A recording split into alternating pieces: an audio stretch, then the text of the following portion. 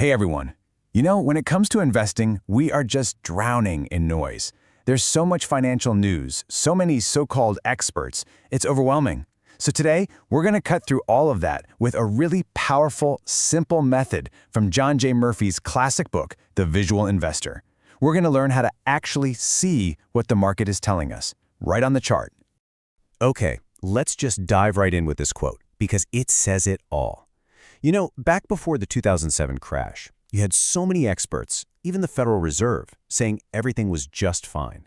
But you know what? The charts themselves were flashing these huge warning signs for months. The market was telling a story, a really scary one, and almost nobody was listening. That's why this stuff is so important. And this really all starts with a problem that I think every single one of us has felt when we try to make sense of the financial world. It's this feeling of just being completely lost. I mean, does this look familiar? You turn on the TV and one expert says the market's going to the moon, and the next one says it's about to crash. You've got economic reports you can't even understand, a news cycle that never, ever sleeps, and it all just creates this constant anxiety. So the real question is, who are you supposed to trust? But what if we could just sidestep that entire frustrating debate? What John Murphy suggests is a pretty radical shift in how we look at things. Instead of getting tangled up in the complexity of why something is happening, we just focus on the simple what. And that, right there, is the core of visual investing. This approach boils everything, all the noise, all the opinions, all the data, down to one incredibly powerful question. Is the market I'm looking at moving up, or is it moving down? That's it. That one question just cuts through everything and forces you to look at what's actually truly happening with the price. And you can really see the two different worlds here. On one side, you have traditional fundamental analysis. That's all about looking at the economy and earnings reports to figure out what a stock's price should be. But visual analysis, it just looks at the chart and asks, what is the price doing right now? One is about theory, the other is about reality. This is maybe the best way to think about it. A visual investor is basically a meteorologist for the market, right? A weather forecaster looks at the weather map. They see where the storms are, where the clear skies are. They don't argue with the radar. Well, the price chart is your weather map. It shows you the market's conditions right now as they are. All right, so if the chart is our map, then we've got to learn how to read its most basic language. And the absolute most fundamental idea in all of visual investing is the trend. So what exactly is an uptrend? It's really simple. It's just a series of higher peaks and higher troughs. I want you to picture climbing a staircase. Each step up is a peak, and it's higher than the last one. And each place you pause, that's a trough, is also higher than the last one. As long as that higher peaks, higher troughs pattern is happening, you're in a healthy uptrend. In a downtrend, well, you guessed it, it's the exact mirror image. Now you've got a series of lower peaks and lower troughs. You're walking down the staircase. It's simple, it's visual, and you can't really argue with it. Okay, so those troughs, those landings on our staircase, they have a name. It's called support. This is basically a price floor. It's an area on the chart where, in the past, buyers have shown up and started buying, causing the price to bounce.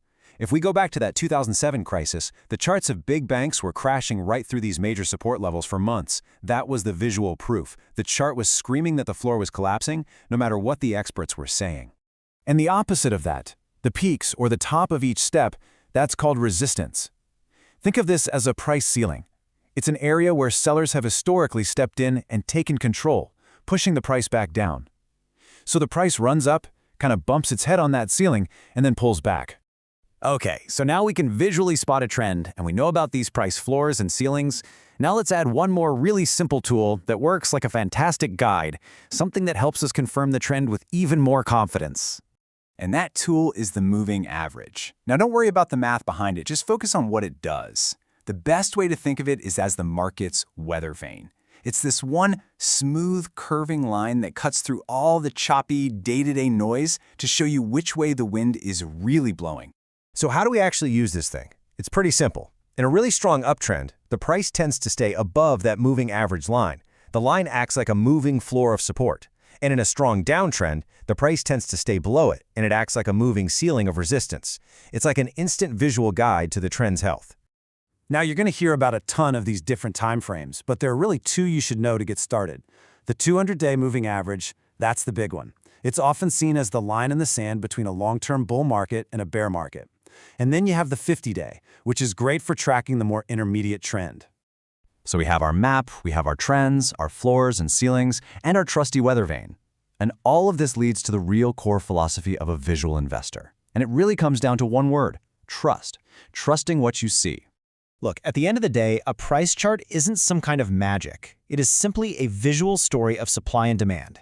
It's a literal record of the battle between buyers and sellers. If the price is rising, it means demand is winning, more buyers than sellers. If it's falling, supply is winning. It's really that simple. And this leads to this huge shift in your mindset. And this quote from Murphy it nails it. The market is always right. It is up to us to get in sync with it. You stop arguing with the market. You stop saying a stock is cheap or undervalued while it's falling off a cliff. You just accept that the price is what it is, and your job is to listen and get in sync with what it's telling you.